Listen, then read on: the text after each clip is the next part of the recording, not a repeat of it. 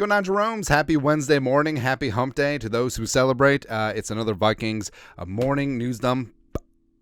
It's good times, man. I don't know how I can segue to Walter Payton Man of the Year nominations, but we're going to do it. So I did a video yesterday. Harrison Phillips, Vikings defensive lineman, who's been great in the community here. Buffalo, back in Omaha, his hometown, nominated for the Vikings 2023 Walter Payton Man of the Year award. Harrison Phillips tweeted this out. Words cannot express the absolute honor it is to be nominated as the Vikings Walter Payton Man of the Year. We need your help to vote during Nationwide is on your side. Sorry. Charity challenge now until 1/8. Post Walter Payton Man of the Year challenge. Phillips or Horrible Harry to vote directly on NFL.com. So Harrison Phillips has been fantastic, and this would be a wonderful honor for the Vikings. And that's the thing about the NFL is that they do recognize players who do really good things in the community, and the Vikings have really been fortunate. They've had a great run with Thielen, Barr, Kendricks, Kyle Rudolph, Chad Greenway, and the rest of the team have really put community service first and foremost in serving others, and it's beautiful, man. So hopefully Harrison Phillips takes down the award, but it's just an honor to be nominated. It's just a fantastic story, fantastic dude, fantastic organization. Speaking of Anthony Barr, so Barr is back on the Vikings practice squad. He's playing a couple snaps here or there in the absence of Jordan Hicks, but apparently another one of Anthony Barr's former teams, actually the only other Anthony Barr former team, could be knocking on Barr's door.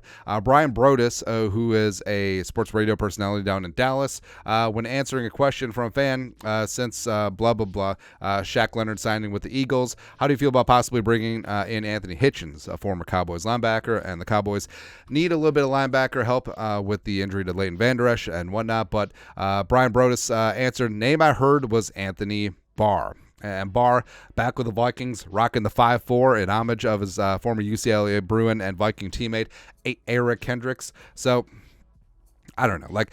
I would prefer Barr sticks around, even with Jordan Hicks potentially coming back. We'll get to that in a sec. But, no, Barr doesn't need to go back to Dallas. No, just stay here, man. Play a little bit quarterback spy, get some third down snaps here or there. Go ahead. Speaking of off-ball linebackers, Ivan Pace Jr., it's like he's been so good it's almost boring. And it's amazing what he's done as a UDFA. He's stepped in. He's been a leader on defense. He's the green dot play caller, and he's been fantastic both as a pass rusher, both as a run filler, both in coverage. It's just he's been great, man. And Brian Flores gushed about him at gush for Flores, which is just like saying, that'll do. Good job, man.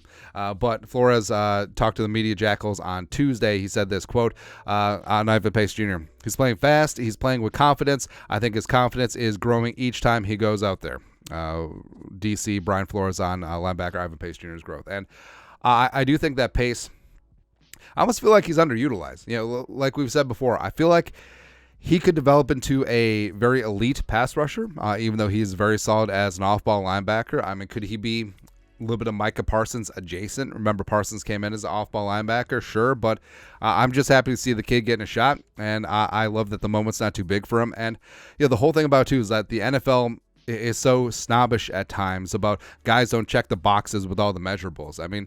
Bottom line, can the kid play or can he not? And it was very clear from his tape at Cincy last year that this kid could play. I don't care that he's short. I don't care that he's light. He's got the hat. He's got the heart of a champion, man. Go get it. Speaking of off-ball linebackers, so Jordan Hicks unfortunately went on injured reserve with that scary shin injury, which turned into compartment syndrome. Apparently is potentially going to return soon. Kevin Seifert, ESPN, who's not Carl Gershman. He's not. Linebacker Jordan Hicks, compartment syndrome / shin, has been in meetings and around the Vikings team facility, DC Brian Flores said, and there is some optimism that he'll be able to return to the field before the end of the regular season. And, Jordan Hicks, respect, has been phenomenal when he's been on the field for the Vikings, but hopefully getting him back for the stretch run certainly can only help, and hopefully that shin is good to go, because that's scary, man, because I didn't really know what compartment syndrome was until it happened to Hicks and read up on it, and it's just that's scary stuff, man. Props to the Vikings training and medical staff for catching that right away. Also catching balls, because quarterback throws it don't have a good transition. But the Vikings are allegedly going to name their starting quarterback against the Raiders today, the first day of practice on Wednesday. Alec Lewis, The Athletic, go. Vikings OC Wes Phillips said that the plan for the team is to name a starter tomorrow ahead of game against the Raiders. Did say that the staff thinks it's essential to adapt to skill set of personnel down the stretch. Now, he could say that, but that game plan that they came up with against the Bears, you had an extra day to come up with the most vanilla, milquetoast, preseason, garbaggio game plan for Josh Dobbs. It's like,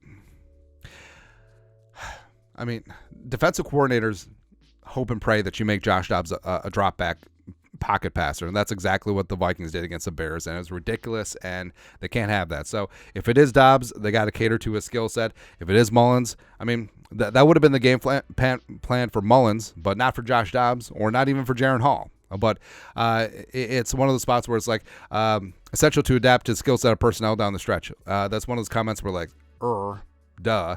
But also coaches haven't always done that.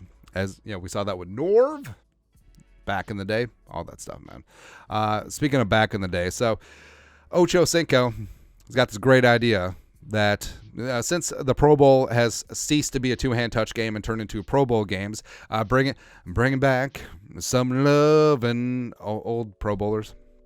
It'd be great. Ocho Cinco. The Pro Bowl should have the Pro Bowlers from current versus the past, and Tom Brady. Tom Brady's the greatest quarterback of all time.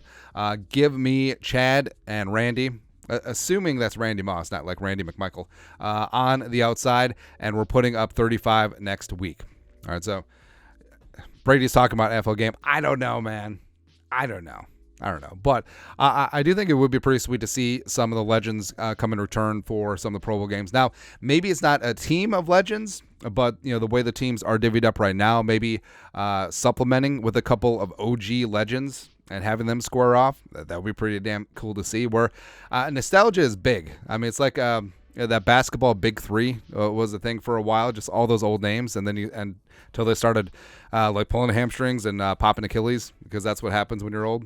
It's tough, man. But I just don't want to see it where it turns into like that Tostitos commercial where it's just like, we shouldn't have come back. But again, I would love to see some old heads just come on in and just do the thing, man. Like Randy Moss doing like the catch drill, all that stuff. Oh, Randy Moss versus Jerry Rice. We can settle who is the GOAT debate. It's Randy Moss. Jerry Rice is a system wide receiver. Speaking of debate, so there's been a big uproar about the new Minnesota State flag, which I didn't know they were changing. Also, apparently they're changing the Minnesota State seal, which I didn't even know we had a state seal. Apparently it's on the state flag. Who knows, man? But I'm not going to lie. So generally, I don't like change because I'm just like an old man now. And also the internet generally doesn't like change because they just roast anything that's new and different, man. But this new Minnesota State seal, I'm liking this. Where the one at the top is very regal, very prestigious. Go ahead, but like the bottom left looks good, man. Bottom center kind of looks like Minnesota United logo, but actually maybe that's what they're going for. But I mean, the loon is a fierce bird. I mean, the loon sounds like.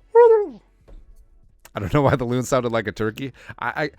There's a lot of people who can do like the.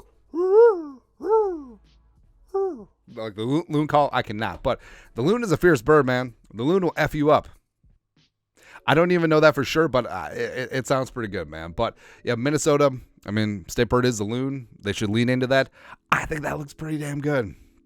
Yeah, and you got like the on the seal, you got the loon, you got the water, represent the purify yourself in the waters of Lake Minnetonka. You got like the mountains. Lots of mountains in Minnesota. You got the North Star, which we're close to because we're up norte. You got some wheat or wild rice. You got everything, man. I think that looks pretty good. They should roll with that. But I don't know what we accomplished, but that's it. Vikings adjacent Wednesday news dump. Let us know your thoughts and our thoughts in the comment section below. Subscribe for daily Vikings takes. Want to support the work? Put a little something in the Venmo. But till next time, Skull Production Value.